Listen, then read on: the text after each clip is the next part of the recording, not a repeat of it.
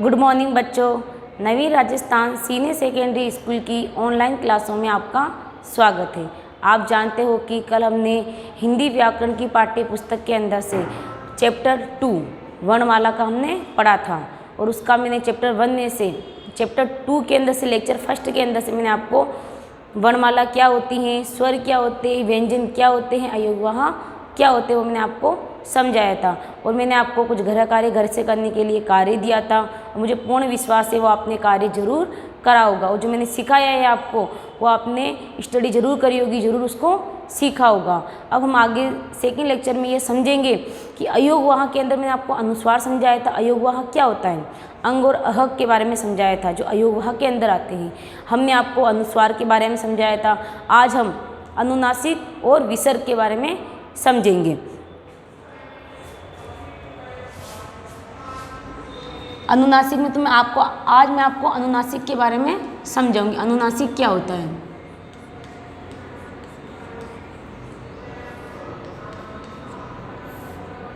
अनुनासिक शब्द प्रथम बार देखा होगा, ये शब्द ही नया लग रहा है अनुनासिक, यानी लेकिन इसको तो आप सब जानते हो एक क्या होता है, इसको तो आप सब जान।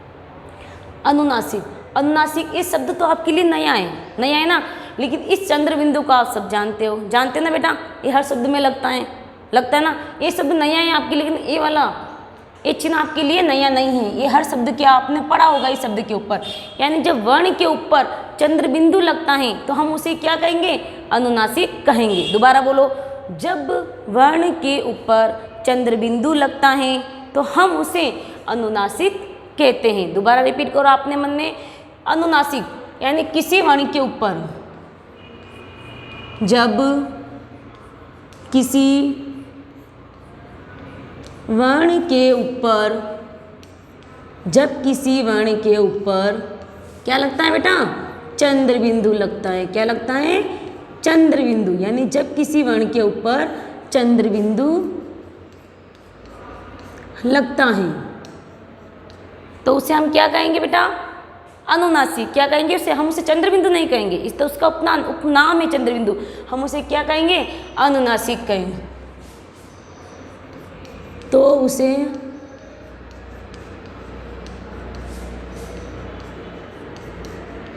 उसे अनुनासिक कहा जाता है या अनुनासिक कहेंगे।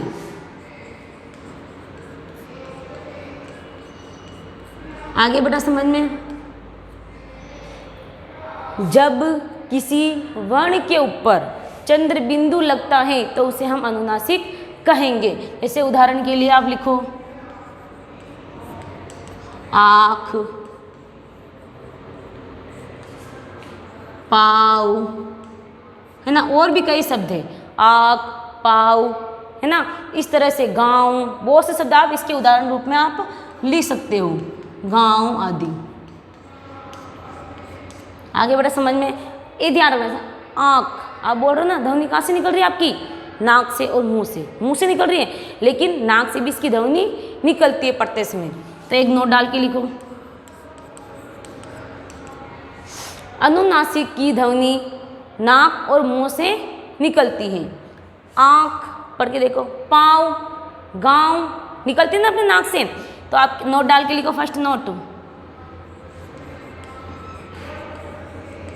अनुनासिक की ध्वनि नाक और मुंह से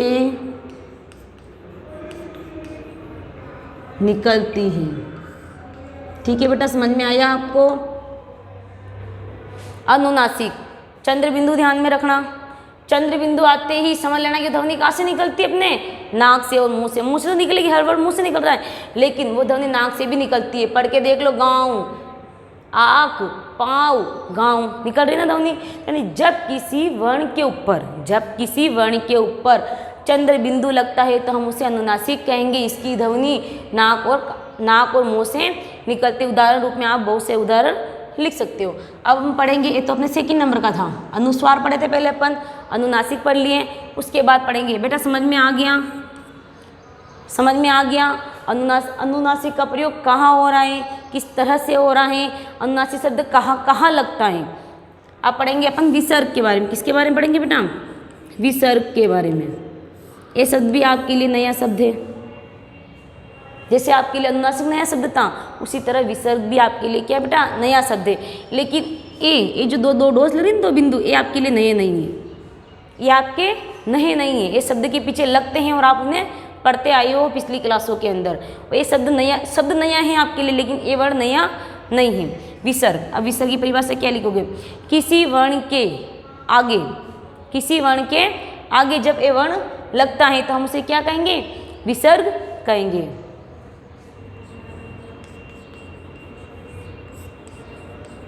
किसी वर्ण के आगे, यानी किसी भी वर्ण के आगे जब ये शब्द लगता है, इसे अपना ह ध्वनि पढ़ते, क्या पढ़ते हैं? ह, यानी किसी वर्ण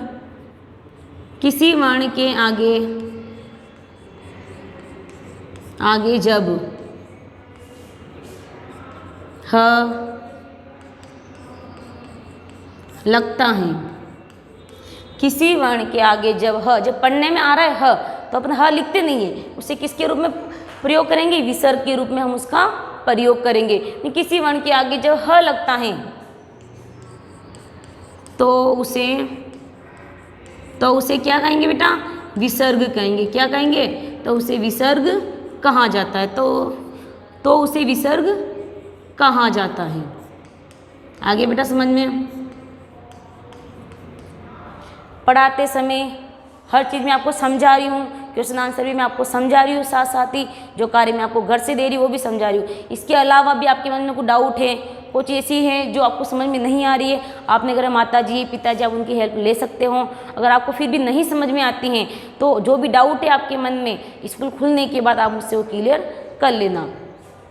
किसी वर्ण के आगे जब ह लगता है तो उसे विसर्ग कहा जाता है। जैसे उदाहरण के रूप में लिख लो आप, अतः, पढ़ो इसको, अतः ह की ध्वनि निकल रही है ना, प्राप्तः, ठीक है ना, और भी बहुत से इसके शब्द हैं। दुख आता ना, दुख आ गया, अतः आ गया, प्राप्त आ गया, इनके आगे क्या लगता है? विसर्ग लगता है। अब इसमें एक नोट डाल के लिखो बेटा। नोट क्या लिखोगे? विसर्ग शब्द हिंदी और संस्कृत में उपयोग किया जाता है। इनका प्रयोग कहाँ होता है? हिंदी और संस्कृत के अंदर होता है। विसर्ग का प्रयोग हिंदी व संस्कृत में प्रयोग किया जाता है। आगे बेटा समझ में आपको? विसर्ग समझ में आ गया? विसर्ग क्या होता है, इसको विसर्ग बोलते हैं, इसे जो चिन्ह है उसको विसर्ग बोलते हैं। इसका हम प्रयोग कहाँ कर रहे हैं और कौन कौन सी विषय में इसका प्रयोग होता है, कौन कौन सी भाषा में इसका प्रयोग हम करते। बड़ा समझ में आ गया? अनुनासिक का प्रयोग जो चंद्र बिंदु होता है जो ऊपर लगता है। विसर्ग यानी शब्द के वर्ण के आगे जब लगता है ह लगता है, इसे हम ह नहीं पढ़ते, ह पढ़ते हैं लेकिन ह लिखते नहीं हैं, उसे किसके रूप में लिखेंगे? हम विसर्ग के रूप में लिखेंगे। अब आगे देखो, मैं आपको मात्राओं का ज्ञान, हमने स्वर पढ़े, व्यंजन पढ़े, वर्णमालाएं पढ़ी है ना। अब इसका शब्दों में उपयोग कैसे करोगे? भाई मात्रा आपने पढ़ी ली, स्वर पढ़ लिए, व्यंजन भी पढ़ लिए, दोनों के रूप को अपन वर्णमाला कहते हैं वो समझा दिए, अनुनासिक क्या होता है, अनुस्वार क्या होता है, विसर्ग क्या होता है मैंने समझा दिया। लेकिन इनका हम प्रयोग कैसे करेंगे, शब्दों को जो लिख रहे हैं उसको कैसे लिखेंगे, मैं आपको कुछ मात्राओं का ज्ञान करवाऊंगी। इसका स्क्रीनशॉट ले लो क्योंकि इसको मैं मिटाऊंगी, आगे का कार्य करेंगे। बेटा समझ में आ गया आपको?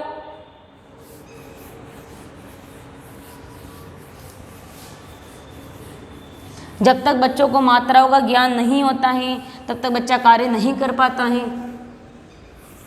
जो मैं मात्राएं आपको समझाती हूँ उसको बड़े ध्यानपूर्वक समझना।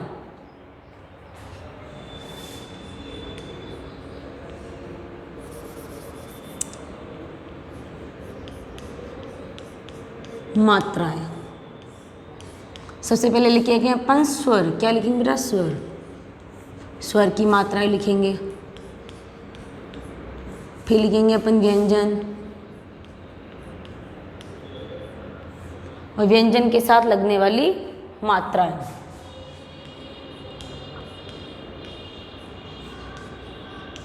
व्यंजन के साथ लगने वाली मात्राएं। अब देखो, स्वर मैंने कल समझाए थे आपको। पहले स्वर लिख लो आप। आ, ई, ऊ, री, ए, आई,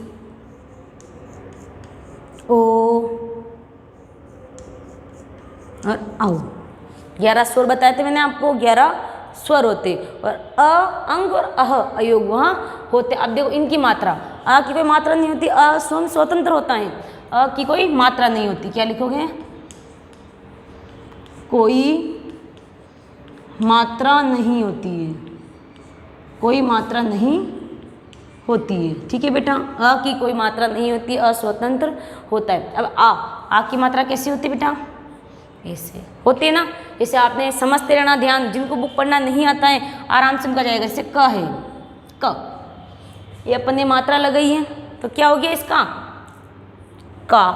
क्या हो गया? का। इसी मात्रा को मैंने लगा दिया च पर तो क्या हो गया? चा।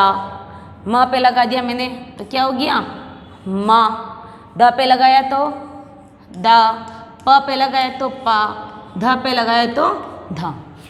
इस अ की मात्रा को, आ की मात्रा को आप किसी के भी साथ लगाओ तो मात्रा के साथ हम सब पढ़ेंगे आ, मा, का, चा, सा। समझ में आया? इस मात्रा का ऐसे प्रयोग करना है। मान लो मैंने लिख लिया यहाँ पे कमला, मैंने शब्द क्या लिखा आपको? कमला।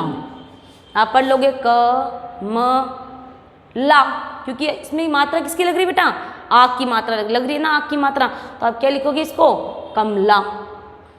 इसमें ध्वनियाँ निकल रही, देखो क निकल रहा है, क प्लस अ प्लस म प्लस अ प्लस ल प्लस आ। ध्वनि आ की निकल रही है, निकल रही है, निकल रही है ना बेटा आ की। तो इस तरह से आपको आ शब्द का उच्चारण करना है। आगे देखो किसकी मात्रा है? अब छोटी ई की मात्रा नहीं, ई किसकी मात्रा है? ई। तो ई की मात्रा किस तरह से आएगी? इस तरीके से। छोटी की मात्रा इस तरीके से आएगी। तो अब ई की मात्रा का उच्चारण कैसे होगा? जैसे ई की मात्रा है, इस मात्रा को मैंने का पे लगा दिया तो क्या पढ़ेंगे आप? की। खा पे लगा दिया तो क्या पढ़ेंगे आप इसको? खी। म पे लगा दिया तो मी। ल पे लगाई मात्रा इसको तो ली। यानी आप किसी भी शब्द की पहले इस मात्राओं को लगाते हो तो आप इसको की, खी, मी, ली, ची, इस तरह से इस शब्द का, इस मात्राओं का आप उच्चारण करोगे। बेटा आगे समझ में आप मात्राओं का उच्चारण। आ की मात्रा उच्चारण कैसे करना है, ई की मात्राओं का उच्चारण आपको किस तरीके से करना है, आगे समझ में। आ की मात्रा आ गई, पढ़ लोगे आप वर्ण को। ई की मात्रा का प्रयोग आपको कहाँ करना है? जैसे आपने शब्द लिखा अपन ने किसान, आपने क्या शब्द लिखा? किसान। इस किसान शब्द को आप किस तरह से पढ़ोगे? आपको इस मात्रा का ज्ञान हो गया, कुछ समय पहले मैंने करवाया था आ की मात्राओं का, अब मैंने इसका करवा दिया आपको, करवाया ना बेटा। तो देखो आप, ये मात्रा किसकी लगी हुई है? छोटी ई की। तो ई की मात्रा है तो क्या पढ़ेगी आपको? की। तो क्या पढ़ोगे इसको? किसान। क्या पढ़ोगे? किसान। भाई किसान ना जो खेतों में कार्य करता है, हमारे लिए अन्न पैदा करता है, तो क्या है ये? किसान। बेटा समझ में आ गया मात्रा है। अब आगे की मात्रा हम चलेंगे। अब ये मात्रा ऐसे आएगी, कौन सी मात्रा आएगी? बड़ी मात्रा। कैसी मात्रा आएगी? बड़ी। जैसे इसी मात्रा को हम प्रयोग करके देखो, जैसे की। कुछ समय बाद, समय लगता है बोलने में, इस मात्रा को बोलने में समय लगता है, ध्वनि तीव्र निकलती है। जैसे की, खी, गी। आ रहा समझ में? जैसे आप लिखते हो खीरा, क्या लिखते हो? खीरा। मीरा लिखते हो ना, शब्द लिखते हो ना खीरा, तो खीरा थोड़ी पढ़ रहे हो उसको, खीरा। मीरा, इस तरह से आप शब्द का उच्चारण कर रहे हो। आगे की मात्रा अपनी चलेगी ऊ की मात्रा के। ऊ की मात्रा ऐसे होती है। ऊ की मात्रा कैसे होती है?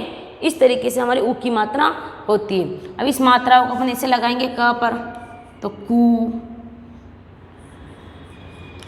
खू, यानी इस मात्रा ऊ की मात्रा को, छोटे ऊ की मात्रा जो होती है, इसे बोलने में समय कम लगता है, तो कौन सी मात्रा होगी? छोटे ऊ की। जैसे कू, खू, चू, मू, ये सारी ध्वनियाँ क्या होगी? ये मात्राएं कू की मात्राएं हो गई अपनी। शब्द बना दो इसका, मुस्कान, चुईया, गुलाब, है ना? ये शब्द अपने बने। शब्द बना के देख लो, पढ़ो इसको। देखो इसमें ये मात्रा मैंने आपको समझाई दी थी अभी, ये छोटी की मात्रा मैंने समझा दी थी। हम कौन सी मात्रा पे आ गए? छोटे ऊ की मात्रा पे, जो बोलने में कम समय लगता है। तो मुस्कान, चुहिया, गुलाब। ठीक है बेटा, आगे देखो। अब मात्रा चलेगी बड़े ऊ की। किसकी मात्रा चलेगी अपने पास? बड़े ऊ की मात्रा। अब बड़े ऊ की मात्रा का प्रयोग कैसे होगा? जैसे क है तो कू। ध्वनि को कैसे लगाना है? जोर लगा के बोलना है, अधिक समय लगता है बोलने में, तो कू। वो क्या पढ़ेंगे अपन? खू, गू, चू। आया बेटा समझ में? इस तरह से इस शब्द का हम उच्चारण करेंगे। जैसे अपन ने लिखा चूहा, पूड़िया, है ना? इस तरह हम बड़े ऊ की मात्रा का शब्द का उच्चारण करते हैं। आगे हम समझेंगे री की मात्रा। अब री की मात्रा ऐसे होती है, ऐसे करके, इस तरह से री की मात्रा होती है। जैसे अपन ने या लगा दिया, क्र, प्र, है ना, च्र, यानी हमने हल्का सा र का उच्चारण देना है। री की मात्रा में क्या करना है? र का उच्चारण हमें देना है। क्र, तो इससे शब्द बन गया अपना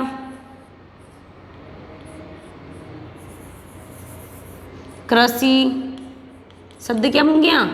कृषि। इसके शब्द क्या बना अपना? कृषि शब्द बन गया इसके तहत। कर्म, ठीक है ना? ये शब्द हमारे बन गए कर से संबंधित। अब आगे मात्रा समझेंगे अपन एक की मात्रा। किसकी समझेंगे? एक की मात्रा। जैसे मान लो अपन ने लगाया क पर मात्रा के, च पे लगाई तो चे, म पे लगाई तो किसी भी वर्ण पे यहाँ पे मात्रा लगा दो। उच्चारण कैसे होगा इसका? के, में, पे, हे और से। शब्द लिख लो इसके लिए से आप पढ़ोगे इसको केला, मेला, चचेरा, ममेरा, पहेली, रेल, खेलगाड़ी, रेलगाड़ी, कुछ भी शब्द बोल सकते हो ये मात्रा लगाकर। अब पढ़ेंगे इस वाली मात्रा को। इसमें क्या, ये जो मात्रा होती है ये जोर लगा के बोलनी पड़ती है। कैसे बोलनी पड़ती है? जोर लगा के बोलनी पड़ती है। जैसे अपन ने लिखा कैमरा, इसमें कौन सी मात्रा आएगी? ये दो मात्रा आएगी। कैमरा, क्या आएगी? कैमरा। ये शब्द आ गया अपने पास नैना। क्या आ गया? नैना। तो मात्रा से का पे लगी तो काई, के। इस शब्द पे हमें जोर लगाकर बोलना पड़ता है। अब मात्रा चलेगी हमारी ओ की। किसकी मात्रा चलेगी बेटा? ओ की मात्रा है हमें इस तरीके से। ये किसकी मात्रा है? ओ की मात्रा है। किसकी मात्रा है बेटा? ओ की मात्रा है। इस ओ की मात्रा को मैंने लगा दिया क पे, तो क्या हो गया है? क तो जानते ही हो, और ए वाली मात्रा हमने इसके साथ जोड़ दी है। जोड़ी ना, एक क तो आप जानते हो, इस वाली मात्रा इसके साथ जोड़ते हैं तो क्या हो गया? को। इसको अपन ने जोड़ा ख के साथ तो क्या हो गया? खो। ग के साथ जोड़ा तो गो, चो, मो, पो, है ना? इस मात्रा उच्चारण होगा। अब शब्द देखो, इसे क पे लगा तो शब्द बना अपना कोयल, चोर, मोर, ऐसे अनेक शब्द बनते हैं। तो आपको मात्राओं का ज्ञान हुआ भाई ओ की मात्रा कहाँ लगती है। अब आगे देखो औ की मात्रा। औ की मात्रा ऐसे होगी। किसकी मात्रा है बेटा? औ की मात्रा। ये शब्द लगा अपने पास काऊ, खाऊ, इस शब्द का हम उच्चारण करते हैं। जैसे अपन ने कर लिया इसका औरत, है ना, इस शब्द का उच्चारण अपन क्या कर रहे हैं? औरत। इस प्रकार आपको मात्रा का ज्ञान हो गया। भाई एक से सारी मात्रा किसकी है? स्वर की मात्रा है। किसकी मात्रा है? ये स्वर की मात्रा है। हम जो किताब पढ़ते हैं, पाठ्य पुस्तक पढ़ते हैं, इन्हीं मात्राओं की सहायता से हम पढ़ते हैं।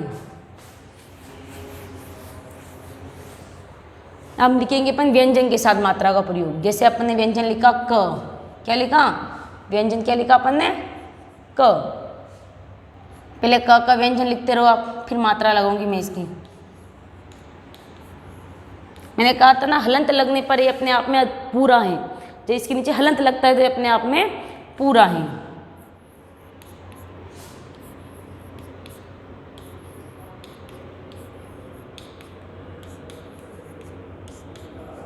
अब देखो शब्द, इसके साथ अपन ने अ लगाया तो व्यंजन क्या बना? क। इसके साथ अपन ने क्या लगाया? अ, तो व्यंजन क्या बना? क। अब इसके साथ मैंने लगा दिया आ, क्या लगाया? इस आ, तो व्यंजन क्या निकलेगा इसका? का। क्या निकलेगा? का। अब इसके साथ मैंने लगा दिया ई, ध्वनि क्या निकलेगी? की। मैंने बड़ी ई लगा दिया तो क्या निकलेगा? की। अ आ ई उ, छोटा ऊ है तो क्या निकलेगी ध्वनि? कु। मैंने ध्वनि ए लगा दी उ, तो क्या निकलेगी ध्वनि? बड़ा कु। फिर आएगा री।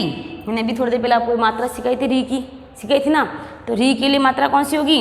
इस तरीके से री, यानी ऋषि बाबा की मात्रा ए री।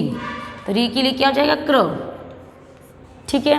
अब मात्रा लगी अपने क, ए की मात्रा ए, तो क्या हो जाएगा? के। आई तो कई। मात्रा लगी अपन ने ओ, तो क्या हो गया? वर्ण को। जैसे मैंने उदाहरणों के द्वारा आपको समझा दिया था, फिर भी आप दोबारा इसको लिख लो। मात्रा लगी अपन ने ओ, आओ, तो क्या हो गया? काऊ। ठीक है बेटा, समझ में आ गया आपको मात्रा का ज्ञान पूरा? भाई अ की मात्रा का लगानी है, अ की मात्राएं लगाने पर कौन सा वर्ण बनता है, इसको पढ़ने पर कौन सी ध्वनि निकलती है, समझ में आ गया? इसका स्क्रीनशॉट ले लीजिए, मेरे साथ साथ आपने उतारा होगा। मैं आगे आपको संयुक्त व्यंजन सिखाती हूँ।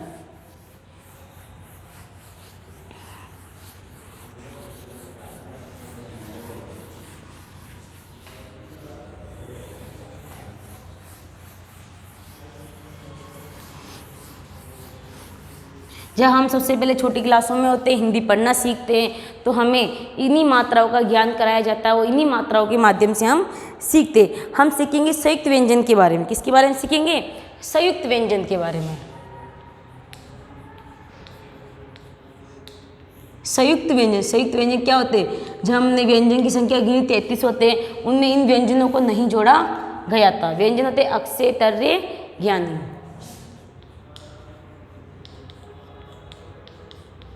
ज्ञानी और श्र, श्र होता है श्रमिक वाला, यानी हमने ये मात्राएं पढ़ी हैं। इन भाषा में 4 संयुक्त व्यंजन होते हैं जो 2 व्यंजनों के मेल से बने होते हैं। हाँ आगे देखो, संयुक्त व्यंजन अक्षय, तर्रे, ज्ञानी और श्र, ये क्या है? हिंदी भाषा के संयुक्त व्यंजन है। हिंदी भाषा में 4 संयुक्त व्यंजन होते हैं। क्या लिखोगे इसके आगे?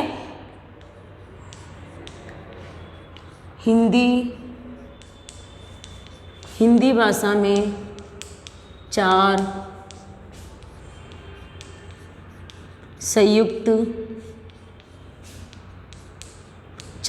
व्यंजन होते हैं। कितने संयुक्त व्यंजन होते हैं बेटा? 4 संयुक्त व्यंजन होते हैं। ये दो शब्दों के, दो वर्णों के, दो व्यंजनों के मेल से बने होते हैं।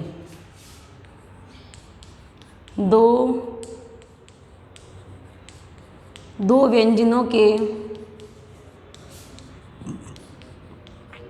मेल से बने होते हैं। क्या बने होते हैं? दो व्यंजनों के मेल से बने होते हैं। इन्हें संयुक्त व्यंजन कहते हैं। इन्हें हम क्या कहेंगे बेटा? संयुक्त व्यंजन कहते हैं। जैसे शब्द बना दो आप, श से, ये शब्द है श, तो ये शब्द किससे बन रहा है? पहले तो ये लिखो, क प्लस स से शब्द बना है। जैसे कक्षा, क्या बना बेटा? कक्षा, शिक्षक, ठीक है। फिर शब्द अपने पास त्र, ये शब्द बना अपना त प्लस र से, त्र, तो त्र शब्द हमारे किससे बन रहा है? यज्ञ, ज्ञानी। त्र शब्द बना अपने यज्ञ और ज्ञानी शब्दों से। पढ़ के देखो इसको, यज्ञ, ज्ञानी, श, कक्षा, शिक्षक, ठीक है। अब आगे आपका आएगा ज्ञ। यहाँ पे अपन ने ये वर्ड गलत लिख लिया, त्र का उच्चारण त प्लस र से हो रहा है, तो त्र के लिए अपने मात्रा, छात्रा, इसका शब्द का उच्चारण क्या होगा? मात्रा और छात्रा। आगे अपन करेंगे ज्ञ। एक शब्द बना है अपना ज और अण से। किससे बना है? ज और अण से, तो इसका हो जाएगा ज्ञानी, ज्ञान। इस तरह से अपने वर्ण हो जाएंगे। अक्षय, तर्रे और ज्ञानी और श्रव, ये शब्द रह गया। तो किससे बनेगा अपना शब्द? ये शब्द बनेगा स। स प्लस स के आगे ये स प्लस के साथ र जुड़ेगा। स प्लस र से अपना शब्द बनेगा, क्योंकि ये अपने आप में पूर्ण है, क्योंकि हलंत लग रहा है। स से अपना सर में बना देंगे श्रमिक, शर्म, ठीक है बेटा। अब आपको इस क्लास में समझ में आ गया आपको भाई संयुक्त व्यंजन क्या होते हैं, अयोगवाह क्या होते हैं, स्वर क्या होता है, व्यंजन क्या होता है। मैं आपको जो मैंने आपको समझाए हैं उससे संबंधित कुछ क्वेश्चन आपको करने के लिए दूंगी, जो आपको बड़े ध्यानपूर्वक और साफ सुथरे शब्दों में करना है। ये आपने उतार लिया है। दोबारा एक बार और समझ लो। संयुक्त व्यंजन, संयुक्त व्यंजन 4 संयुक्त व्यंजनों के बारे में बताया है। इन वर्णों का उच्चारण कहाँ कहाँ हो रहा है। अब घर के लिए काम डालो।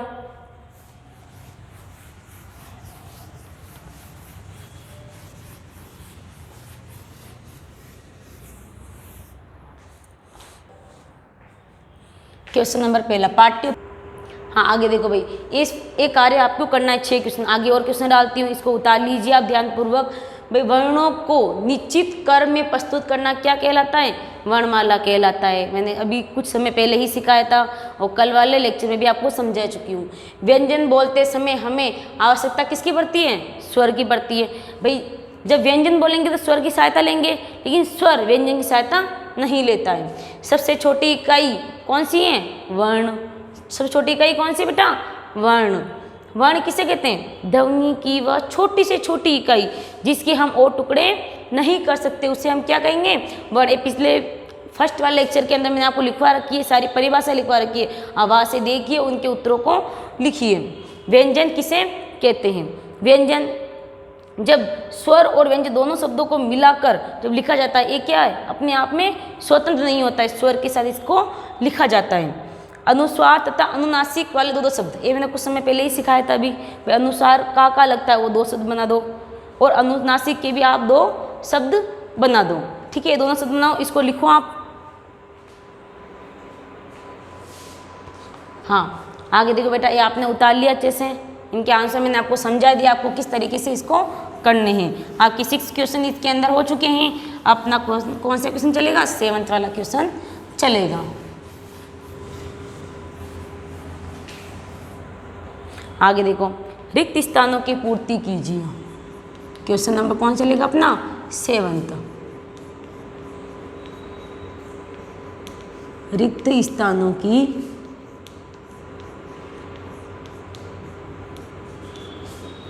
पूर्ति कीजिए। यानी क्या कह रहा है, कुछ लाइन लिखी हुई उसमें डैश डैश लगा, कुछ शब्दों को छोड़ रखा है, उन शब्दों को आपको भरना है। मैंने भाषा पहले पाठ में भी सिखाए थे ये वाले।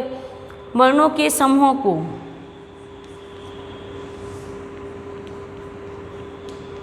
वर्णों के समूहों को क्या कहेंगे पता है बेटा, वर्णमाला कहते हैं। क्या कहते हैं बेटा, वर्णमाला कहते हैं। इसके अंदर आपको बढ़ना है। क्या कहते हैं इसको, वर्णमाला कहते हैं। दो व्यंजनों से मिलकर बनने वाले वर्णों को संयुक्त व्यंजन कहते हैं। अभी कुछ समय पहले ही सिखाया था मैंने आपको। से मिलकर बनने वाले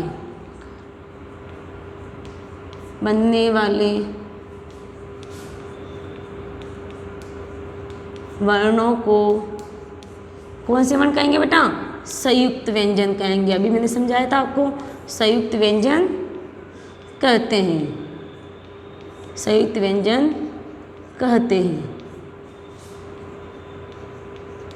ठीक है, समझ में आ गया आपको। आगे हिंदी वर्णमाला में कितने व्यंजन होते हैं, बताया था ना मैंने। स्वर कितने होते हैं, व्यंजन कितने, दोनों को मिलाकर 44 वर्ण होते हैं। तो हिंदी वर्णमाला में कितने व्यंजन होते हैं।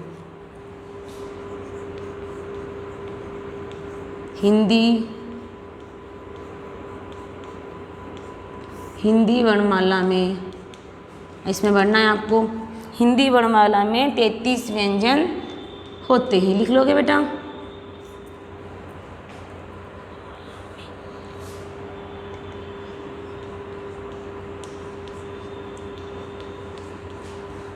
आगे वर्णों का उच्चारण अन्य वर्णों की सहायता से होता है। कौन सा वर्ण किसकी सहायता लेता है पता है ना आपको, यानी किसी वर्णों का उच्चारण अन्य वर्णों की सहायता से होता है। वर्णों का उच्चारण अन्य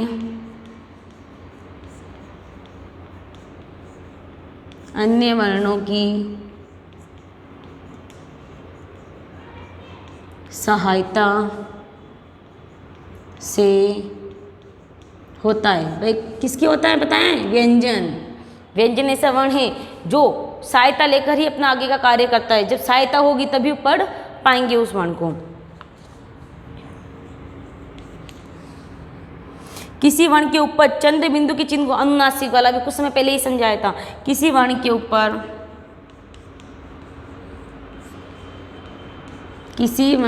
ऊपर क्या लगाएंगे बेटा, चंद्र बिंदु लगाएंगे। क्या लगाएंगे, चंद्र बिंदु के चिन्ह को अनुनासिक कहते हैं। चिन्ह को अनुनासिक कहते हैं।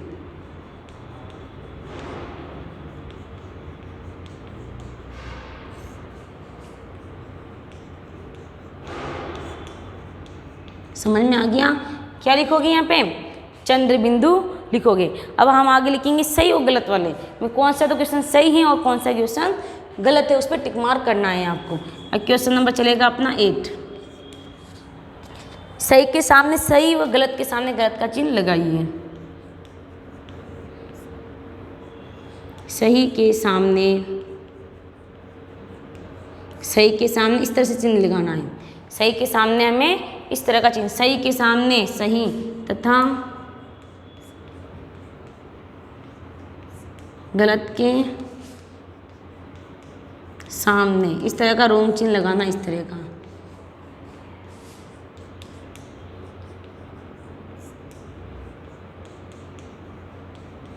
ठीक है बेटा। अब आगे देखो, इसके मैं कुछ क्वेश्चन करवाती हूँ जो आपको टिक मार्क करने हैं। वर्ण भाषा की सबसे छोटी इकाई समझाया था। वर्ण क्या है, भाषा की सबसे छोटी इकाई। तो इसमें क्या आएगा, सही। वर्ण भाषा की सबसे छोटी इकाई है। आगे बेटा समझ में। वर्ण भाषा की सबसे छोटी इकाई है। तो आप इसमें क्या करोगे, सही, क्योंकि पता है आपको, अपने पढ़ाई पिछली क्लास में वर्ण भाषा की सबसे छोटी इकाई है। वर्ण 4 प्रकार के होते हैं कि अपने वर्ण कितने प्रकार, 4 प्रकार थोड़ी पढ़ाए थे, 3 प्रकार के पढ़ाए थे। वर्ण 4 प्रकार के होते हैं।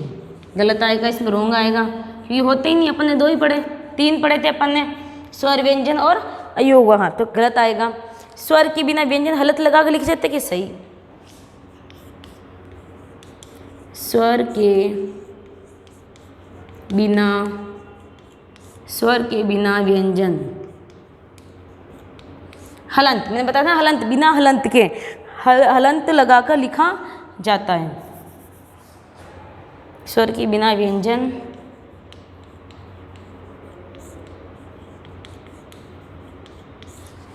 बिना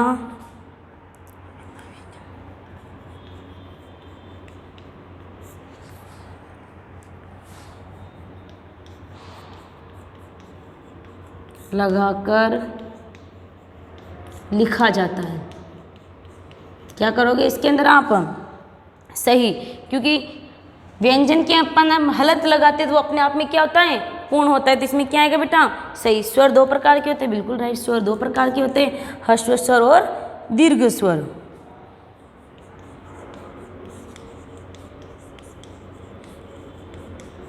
स्वर 2 प्रकार के होते हैं, इसमें क्या आएगा, सही। स्वर अपन ने 2 प्रकार के पढ़े थे। वर्ण को अक्षर भी कहा जाता है, यस, वर्ण को अक्षर भी कहा जाता है, इसका मैंने आपको सुलेख भी दिया था कल। वर्ण को अक्षर भी कहा जाता है, ठीक है बेटा, वर्ण को अक्षर भी कहा जाता है। आज हमारा चैप्टर था वर्णमाला, जो हमने लेक्चर 1 और 2 में इसको पूरा कर दिया है। मैंने जो कार्य दिया है आपको, समझा दिया है, इसके आपको उत्तर आपको लिखने, एक एक आंसर मैंने आपको इसका समझा दिया है और आपको इसके आंसर लिखने हैं। अब हम अगली क्लास में मिलेंगे। धन्यवाद।